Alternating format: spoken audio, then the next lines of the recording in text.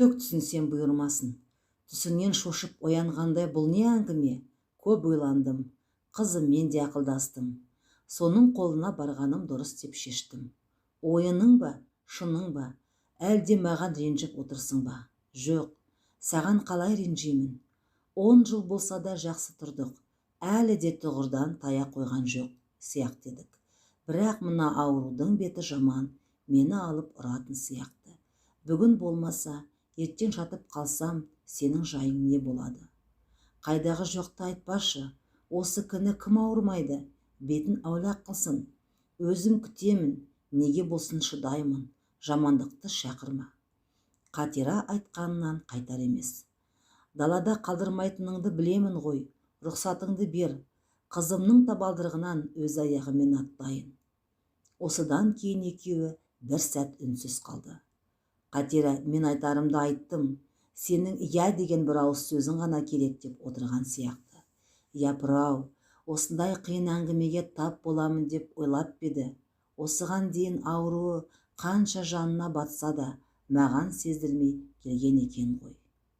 Қатира, ойлансаң қайтеді? Асықпайық. Бұлайғы жұрт не дейді? Қартайғанда бұларға не жоқ деп күлмей ме?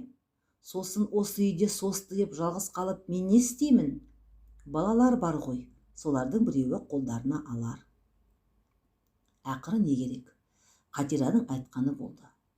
Мұның үйді, малды сатайық, жартысын сен ал, бір қажетіңе жарар дегеніне де қараған жоқ. Менің осы үйге жеңіл чемоданмен келгенімді білесің. Жиған тергенімді жалғыз қызға тастап кеткем.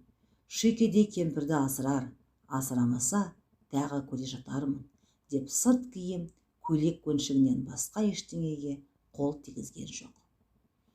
Мұның содан бері көргені осы. Өзі айтқандай жиған тергенін сатып, одан түскен ақшаны баласының қолына ұстатқан. Өз басына зейнетақысы да жетіп жатыр.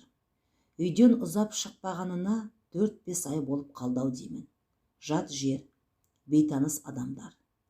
Кәрі шал кімге керек? Үйге сыймай есік алдына шығып отырған бұған біреу амандасса, біреу көрмегендей өте шығады. Оған да көнді. Өз балаң өзектен теуіп, хал жағдайыңды сұрамаса, көнбегенде қайда барасың? Оларға бұдан қолдарындағы қара телефондары қымбат. Таңертеңнен кешке дейін қолдарынан түспейді. Соған қайта-қайта жалтақтап тамақтарында дұрыс ішпейді. Төсекте бастарының қосылғаны болмаса, отбасы деген аты ғана. Адам сияқты бір шүйіркелесіп отыру, ортақ мәселелерді ойластыру жоқ. Баяғының балалары бос уақыттарында кітап оқушы еді. Бұларда ол да жоқ. Бара-бара не болар екен? Қатираның жағдайы қалай екен? Алғашқы кездері анда-санда болса да телефон шалып, амандық сұрасып тұрушы еді. Хабарласпағалы біраз уақыт болыптау. Ол жан қалтасын сипалап, телефонын іздей бастады. Қатира, қазір, дыбыс барып тұр. Тек Қатирада үн жоқ. Әлде ауырып қалды ма екен? Неге көтермей жатыр? Ол дегбірсізденіп, өзіне таныс цифрларды тағы да терді. Бұл жолы ар жақтан Қатираның әло деген дауысы естілді. Қатира, әкесі сенсің бе, амансыңдар ма? Тыйышпыз. Өздерің амансыңдар ма? Телефоныңды көпке дейін көтермедің ғой, шошып қалдым ғой. Денсаулығың қалай? Денсаулықтың несін сұрайсың? Тағы да ауруханаға жатып, жамап жасқап келдім. Өзің қалайсың? Менің де халымды сұрайтын адам бар екен-ау. Оның қолдары дірілдеп, даусы да бір түрлі тұншығып шықты. Ауруханаға түскеніңді неге айтпадың? Әлде жетім шал деп бір жола есептен шығарып тастадың ба? Құдайға шүкір, балаларың бар. Сені жетім деп кім айтады? Жарайды. Қазір телефонмен басымды қатырмай-ақ қояйын. Бәрін кездескенде айтармын. Кездескенде? Таңданып айтты ма? Қуанып айтты ма? Қатираның осы сөзі бір түрлі естілді. Көмейіне кептелген өксікке тұншығып сөйлей алмай қалды. Осыдан кейін сәлімнен маза кетті. Қабырғадағы сағатқа қарады, көмәжнегін іздеді. Қой, ерте күнді кеш қылмайын. Ол осылай өзімен өзі сөйлесіп жүріп, қалай киінгенін, орталықтағы аялдамаға қалай жеткенін де аңғармай қалды. Автобус көрінбейді. 2-3 жеңіл машина тұр екен. Соларға жақындады. Біреуін шырамытқандай болды. Өздерімен бір көшеде тұратын Дулат теңдес Қадыржан деген жігіт. Қадыржанбысың? Деді жақындап келіп. Я, ассалаумағалейкум ата, бір жаққа барайын деп педіңіз? Я, жеке көлге баруым керек. Қай жеке көл? Ондай ауыл Есіл ауданында да бар ғой. Жамбыл ауданы, бұрын орталық болған. Благовещенко десеңізші. Я, сол ауыл. Жердің түбі ғой. Алыс жақыныңда не бар балам? Қиқаңдамай мені сонда жеткіз, ақшаңды беремін.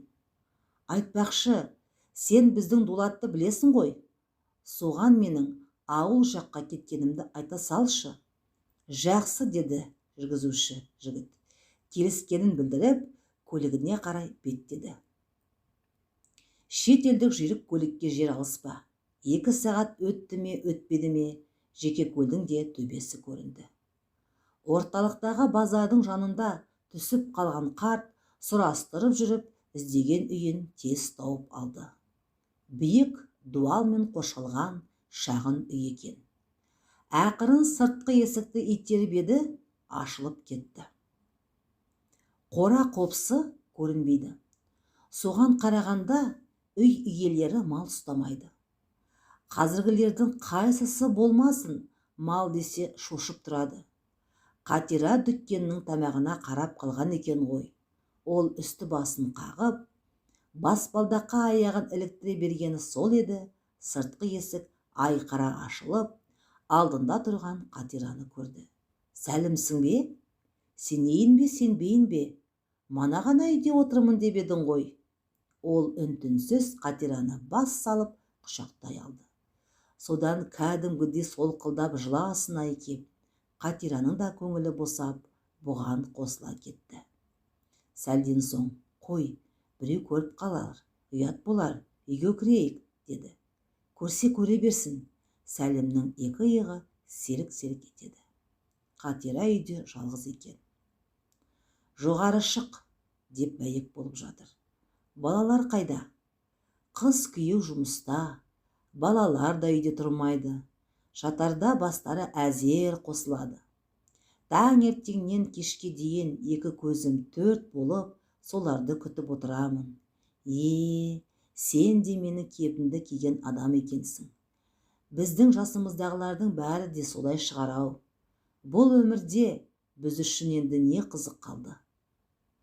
Әкесі, олай демеңіз. Балаларды да кінә жоқ, қайтсын. Қазір өмірдің өзі де аласапыран, бір түрлі болып кетті ғой.